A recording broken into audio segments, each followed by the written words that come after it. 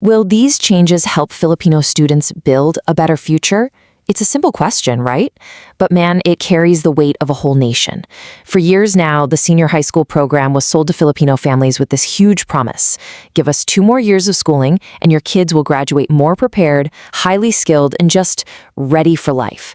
And millions of parents bought into that. They made unbelievable financial sacrifices, waking up way before dawn to pack lunches, putting all their trust in the school system. But lately, this really tough question keeps popping up. Is the current setup actually working, or has it just left everybody completely exhausted? Are we just watching another educational experiment unfold, or is this finally a genuine fresh start? Okay, let's dive into this explainer. Today, we're taking a close look at the Department of Education's massive new senior high school reforms. But look, we aren't just going to sit here and read through dry policy papers and complex curriculum frameworks. Nobody wants that. Instead, we're going to look beyond the documents to really grasp the human impact of this strengthened senior high school curriculum. Because honestly, at the end of the day, every single policy change eventually lands right on the desk of a teenager just trying to grasp a tough lesson, or a teacher staying up way too late grading papers.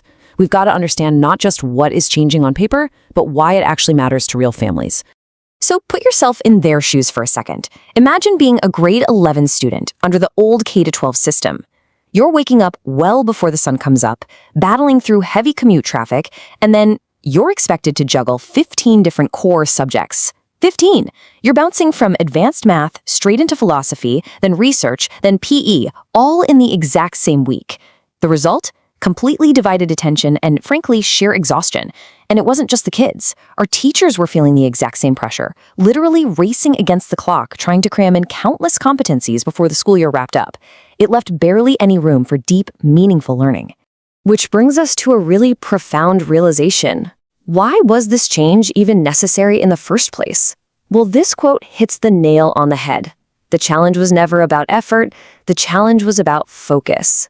You see, the burnout we've been seeing in classrooms across the country, it wasn't because our educators lacked dedication, and it definitely wasn't because the learners lacked motivation. It was a systemic lack of focus. We were basically asking our schools to do way too much, all at exactly the same time. The new reforms are trying to tackle this exact problem by prioritizing deeper learning over sheer quantity. It's about finally giving everyone the breathing room to actually engage with what they're learning. So, what exactly is the fix?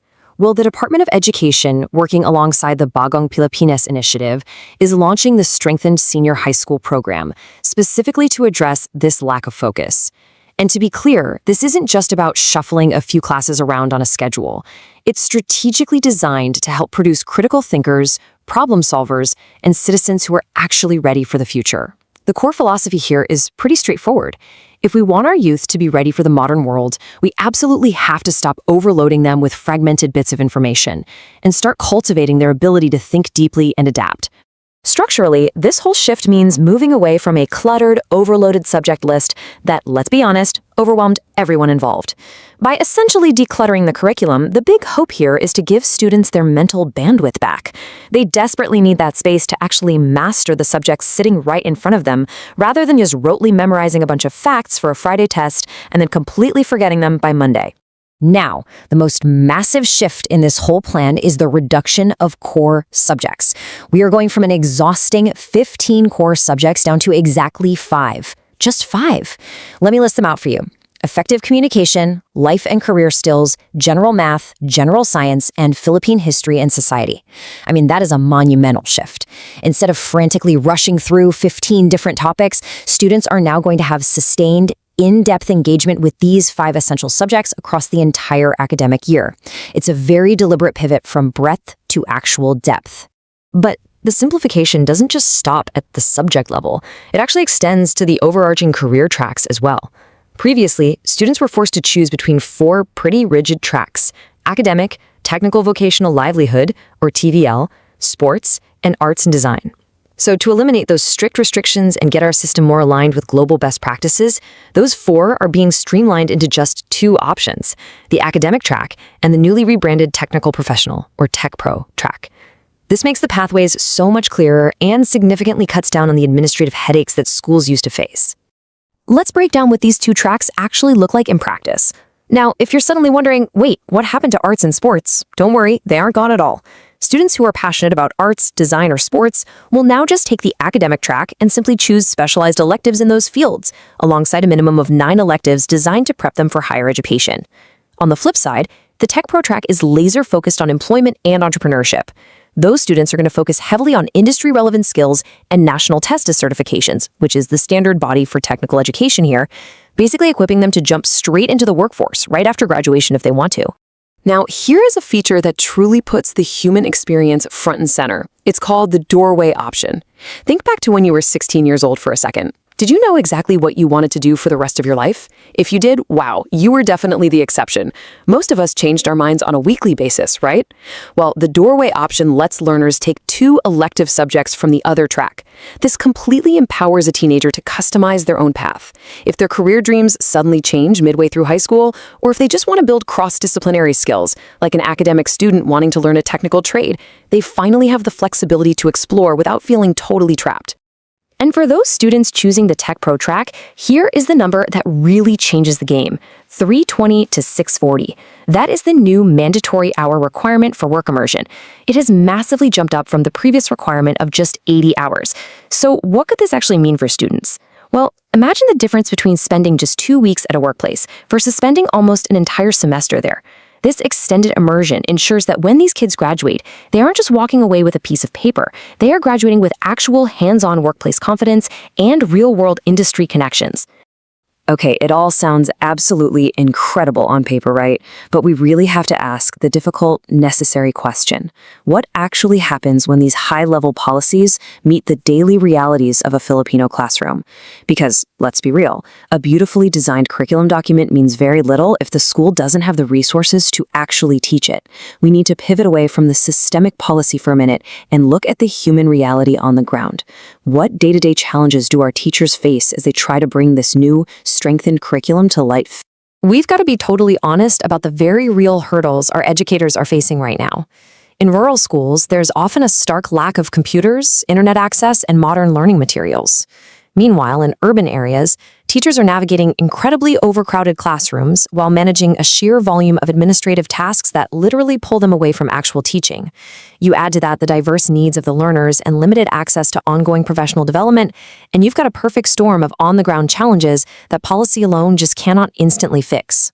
But here is where the story gets incredibly inspiring.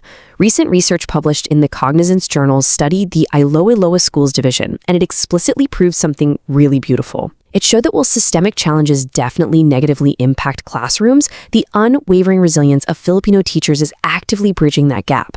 The data actually proves that when teachers adapt and collaborate, they successfully buffer the negative effects of those resource shortages. So how exactly do our dedicated teachers survive and even thrive under all this pressure? Well, they rely on proactive adaptation. First, they lean into peer mentoring through local support groups called Learning Action Cells, really leaning on each other for teaching strategies and just plain encouragement. Second, they actively seek out independent online training on their own time to upskill. And third, they creatively integrate digital tools like Canva and Google Classroom to keep their students engaged, even when the official materials might fall short. The success of this entire curriculum reform relies profoundly on the shoulders of these proactive, self-directed educators. And amidst all this intense academic pressure and systemic reform, there's a beautiful concept emerging from Christian basic education institutions called education for humanization. It basically reminds us that education isn't just about hard data and standardized test scores. It's about treating people with dignity. It highlights the immense value of kamustahan, which is essentially a simple, heartfelt check-in. Just asking a student, hey, how are you doing today, can completely transform a classroom from a place of high stress into a safe, humanizing space for a learner who might be silently struggling. So how do we make this human-centered approach a reality everywhere? Well, this holistic vibe is beautifully mapped out in the new instructional design framework. This framework actually asks teachers to shift away from being just strict implementers of a rigid guide and instead act more like curriculum makers who actively co-produce learning right alongside their students. The focus is no longer just on drilling kids to pass standardized tests. It is all about responsive, relevant, and reflective teaching that develops the holistic, unabridged child. It honors the student as a whole person, not just a metric on a spreadsheet. We really must never lose sight of this truth. Behind every curriculum change are millions of individual dreams. Whenever we sit here and talk about academic tracks or course subjects or work immersion hours, we are actually talking about the sacrifices of a mother working 2 jobs just to pay for school uniforms. We're talking about the hopes of a father who just wants his child to have a better life than he did. We are talking about a student dreaming of getting into a good college or securing a solid job to support their family. A curriculum document only matters if it positively changes those real, individual lives. Which brings us right back to our central question. Will these changes actually help Filipino students build a better future? Well, after looking at the evidence, the structural fixes, and the incredible, undeniable resilience of our educators, I think we can leave here with a sense of cautious optimism. The framework is definitely much stronger, and the intent is finally focused right where it should be, on the learner's well-being and readiness. If we continue to fiercely support our teachers on the ground and keep the human story at the absolute center of every decision, this reform truly has the power to open new doors for millions of Filipino youth. But the real test isn't today. How will success be measured 5 or even 10 years from now, when these students step out into the real world? That is the ultimate grade we're all waiting for. Thanks for joining me on this explainer, and keep asking the important questions.